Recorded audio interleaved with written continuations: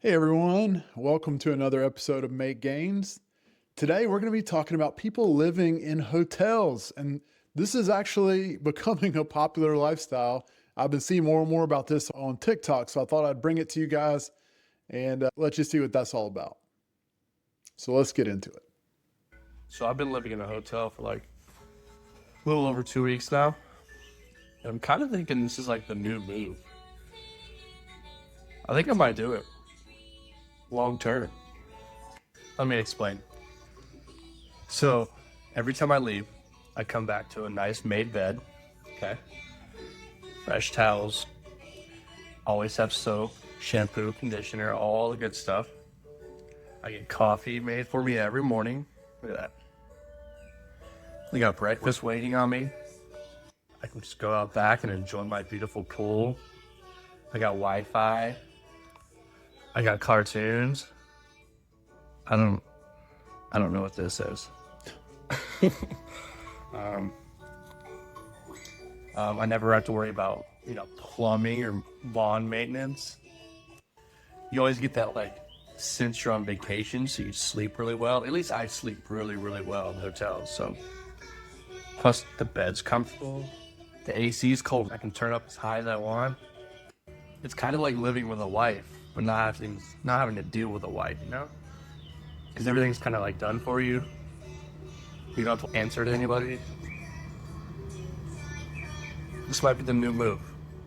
Yeah, I can see the draw if you live by yourself, especially, right? Because you don't have to worry about anything. I don't know about your experience. My experience with hotel beds, not good for the most part, unless you're in a nicer hotel like a Marriott or something like that. Then they're decent, but most of the time, no bueno. So I've been living in hotels for the last 3 months, and honestly, do I like it? Yes. Does it work for me? Absolutely. And is it cheaper than the rent I used to pay with a full year lease in Michigan? Yes. Let me show you my place. First of all, I have this spectacular balcony.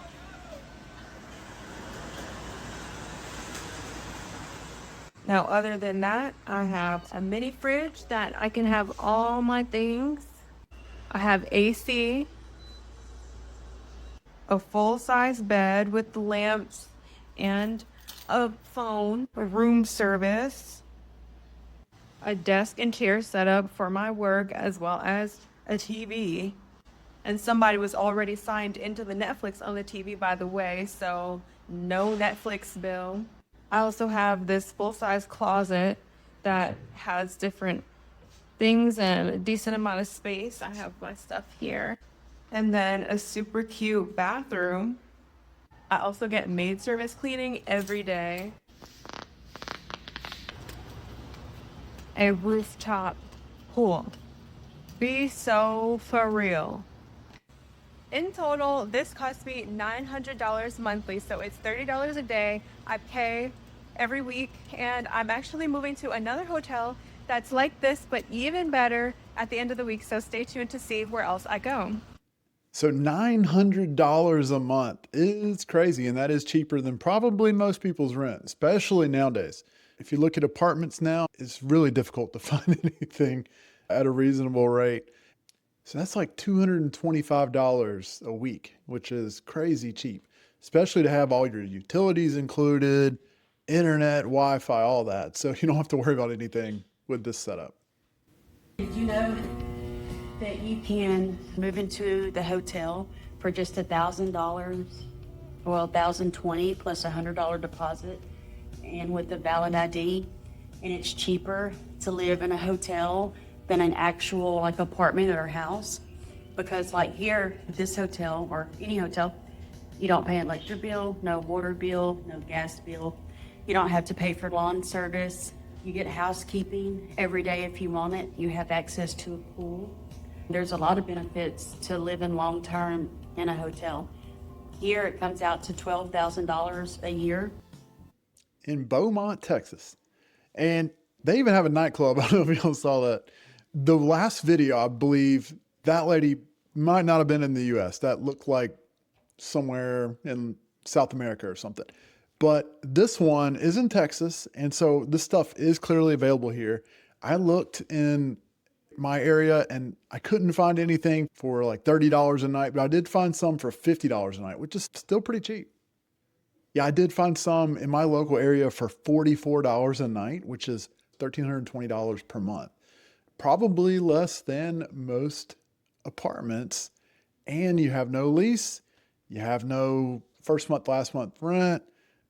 I can see the draw if you're unable to get a lease for some reason, like you've broken a lease and that's showing up in your credit, or you have really poor credit. This could help you. This could help you deal with things until you're in a little better spot. Now, I can't see really wanting to do this long term myself, but the flexibility is really there. So if you're changing jobs or if you're wanting to visit a lot of different cities, then this makes a ton of sense. $49 a night or $280 a week. I don't know about you, but that's a lot cheaper than most people are paying rent right now. And here are the accommodations. You get a coffee bar, a bagel bar in the morning. They clean your sheets. You don't have to pay for utilities. So, I mean, think about this. Renter's insurance, your utilities, how much you pay in electricity and water. Guess what? It's all covered. Who wouldn't do this? Is this cheaper? If you're watching this and this $280 a week is cheaper than what you pay in rent right now, drop me a like, drop me a comment, because I'm looking at this and I'm like, what? People are selling their houses literally to live in this micro hotel, motel, whatever it is. But y'all, $49 like $280 a week. That's a good deal. I mean, think about all the things that offers that you don't have to worry about anymore. You go home to clean sheets. Yes, you don't have a kitchen, but they're making you food in the morning. I don't know. Sign me up. That's all I'm saying. Question is, what do you guys think? Would you do this? Would you go and sell your house and live in an apartment? I don't know a lot of people who would, especially if you have a family. Like if you have kids, this is off the table. I mean, you could do it if you had to do it, but I would not choose to move into a hotel if I had kids or pets. You know, that would get crazy real quick. So I'm asked so many times, how much do I save by actually staying in a hotel? So here I kind of jotted it down based on our area, and I'm going to share with you how much we save by choosing to stay in a hotel instead of actually renting an apartment. I'm doing this in comparison of like a 2-bed, 1-bath, basic standard apartment here in the Pensacola area, which on the lower end you're going to find for about $1,600 a month. Now, you know, to move in, you're going to need the first month and the last month. You're going to have to be able to prove that 3 times that $1,600. And if they have any background checks, security checks, you're going to be paying that as well. So moving in here, at the most, the deposit was $100, but since we had did it numerous times, we did not have to pay it. But however, the deposit would have been $100, but we did not have to pay a deposit. We paid the $307 to move in. Now, also, let's talk about utilities. On an average, about a $200 a month power bill. We're going to talk about water and your sewage. Approximately about 80, trash service about 50, because it's like $147 every 3 months. Your Wi-Fi cable, approximately $100 a month, give or take. So on an average, what I came up with that we save is about $740 on an average a month by choosing the hotel life instead of the apartment life, so we can actually save a little money while we stay here. So that's kind of why we choose it. That's the breakdown. Y'all like, share, and follow for more. She has a whole channel on hotel living. Pensacola, Florida, $1,200 a month, which is wild. It would definitely give you some savings over renting a $1,600 apartment and then having to pay all the stuff, right? Because you're saving money on water, trash service, electric, all that stuff. And, you know, and then cable expense, you know, those kind of things are included in a hotel. Plus, if it's a hotel that includes breakfast, which a couple of these have, then that's an additional, $300 a month maybe?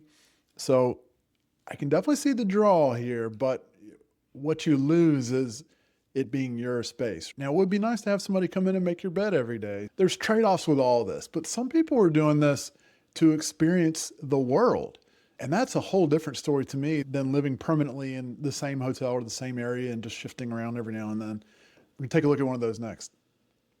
I live in hotels 365 days a year, and here's how much it costs. And these are luxury 5-star hotels. If you call up a hotel and tell them that you're gonna have a long-term stay for more than 30 days, they will almost always give you a deal. The price ends up being the same that it would be if you were renting a normal apartment. The best hotels usually end up being around $3K per month, and that's $100 a night. These are actual apartments with a bedroom, a kitchen, a living room, all of your laundry services included. I literally travel and all of my stuff fits into just one suitcase. I lived in a 2-bed Marriott apartment in Dubai Marina, and that was only 3.5K a month. They even cleaned my room every single day. There's no power bill, no water bill, no Wi-Fi bill, everything's included, even a gym membership. It's a great way to see the world and live a life of freedom.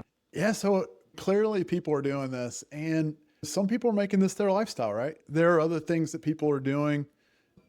Living hacks. Some of those are tiny houses. We've seen videos on people living in storage spaces, which is normally against the rental agreement of a storage space. But people are doing that. I might do a video on that at some point. I can see these small spaces getting old really quick.